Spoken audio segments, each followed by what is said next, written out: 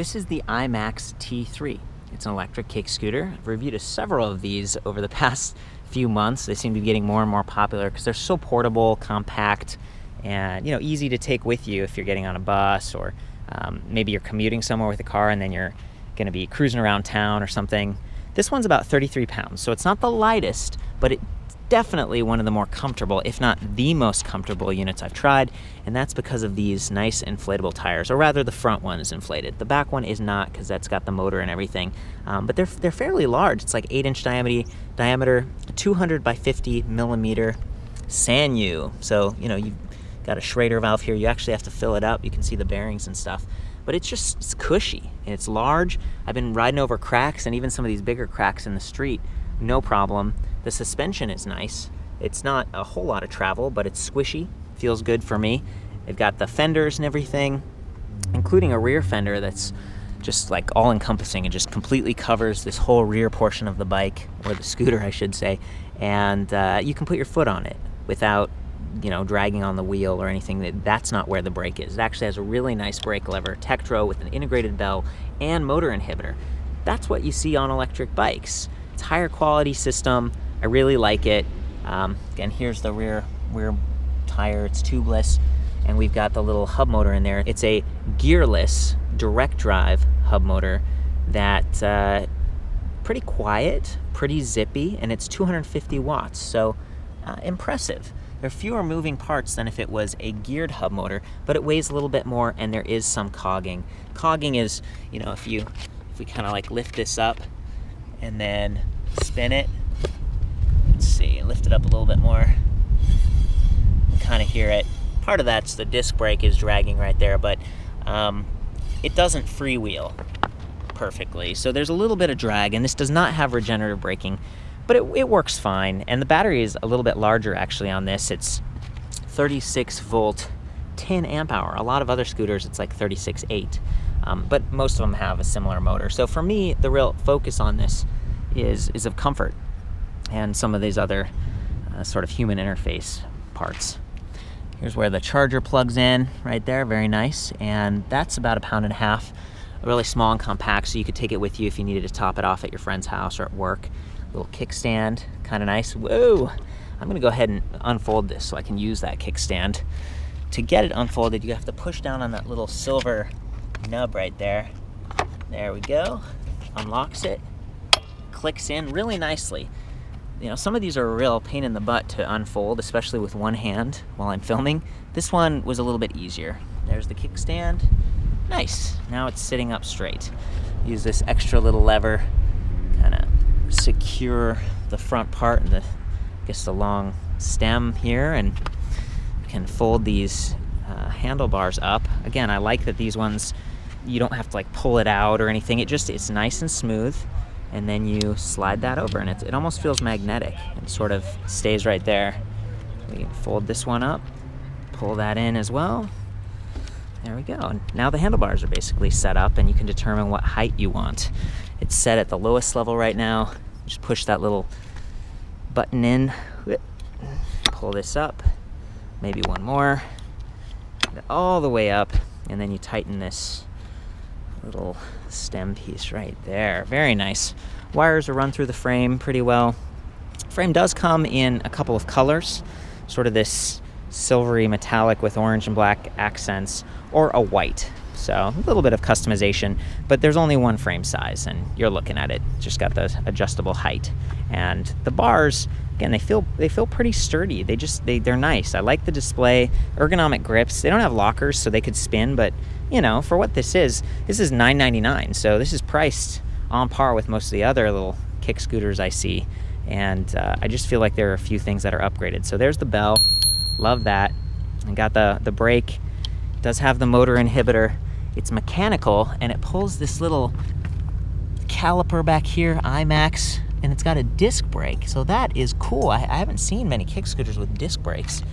Just very awesome. There's a 1-year warranty, all-inclusive on this thing, and they're going to be stocking all the parts you need, like tires, replacement batteries, all that stuff. So really a sense of confidence that you're going to have someone to turn to.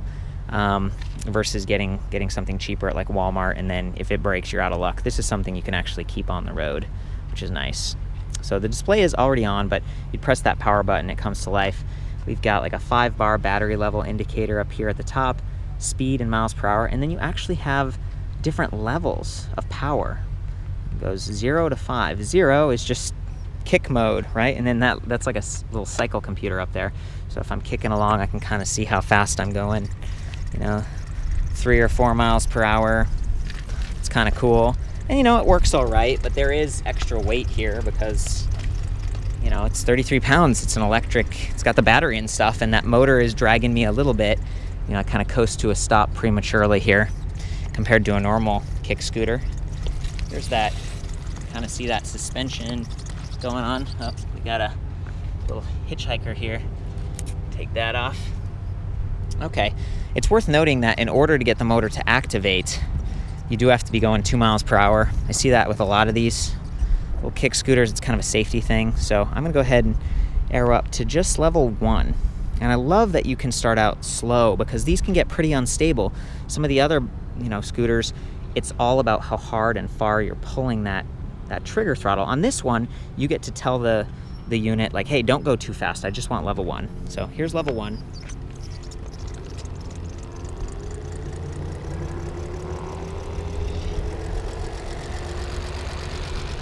Nice.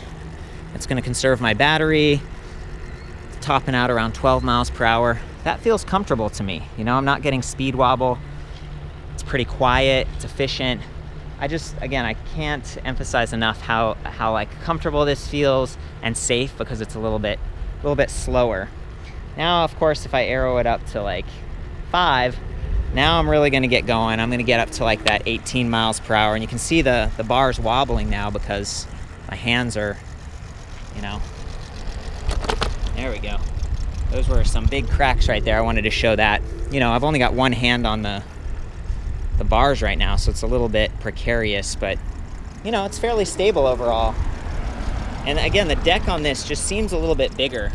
Or maybe it's just because of that rear fender, but I've got somewhere to put my foot. I love that. This is sort of my natural stance. Very cool. Woo. Turn a little bit here.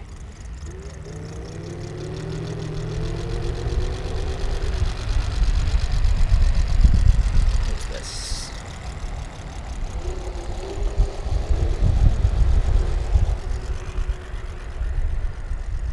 Woo! Having fun cruising this thing around. Whoa! Trying not to fall. That's always fun with these little light electric things.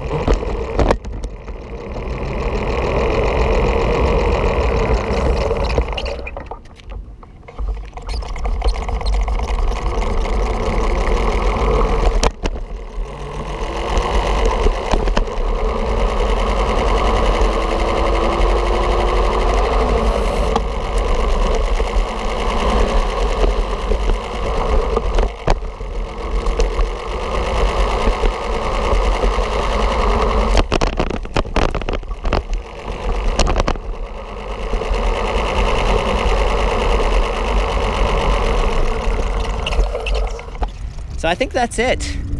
That's the IMAX T3. Again, just about $1,000. For the full write-up on this and some other electric kick scooters, I'll see you back at ElectricRideReview.com.